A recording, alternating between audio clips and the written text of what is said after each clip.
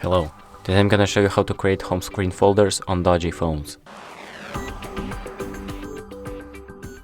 So the first thing we're gonna do is go to the home screen, and then we're gonna select one of the apps that we want in our folder.